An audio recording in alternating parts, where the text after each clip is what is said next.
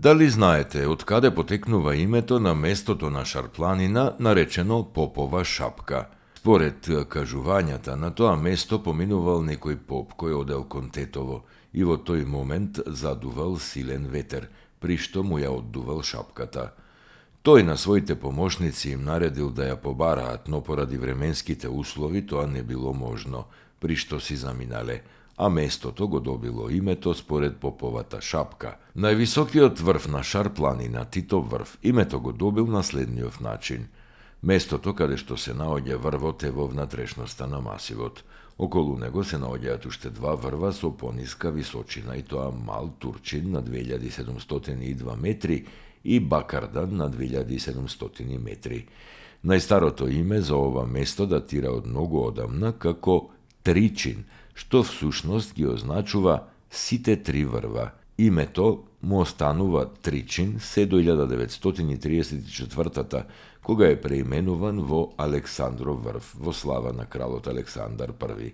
За време на Втората светска војна, врвот го добива старото име Турчин или Голем Турчин.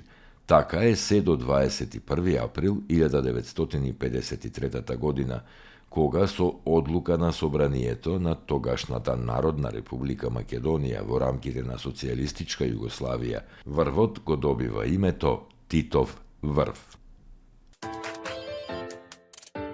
Дали сте слушнале за повелбите, грамотите за Катлановското блато?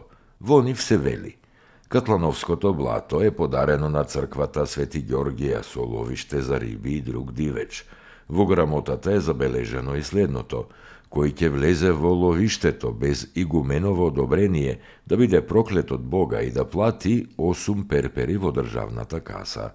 По ова се наметнува заклучокот дека уште од 11-тиот век користењето на Катлановското блато било регулирано со одобрение од црквените власти, а за секое друго користење биле изрекувани казни.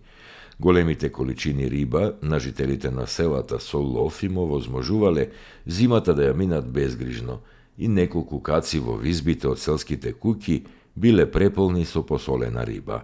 Катлановското блато е попатно сопирно одморалиште и на птиците преселници кои доаѓаат тука пред да настапи зимата, и тоа од север во правец на југ кон Солун и подалеку до северниот дел на Африка. На пролет птиците преселници повторно низ широкото Катланово блато доаѓаат да се одморат. По одморот, водени од вродениот инстинкт да се вратат од каде што дошле, тие летаат во правец на север од Европа.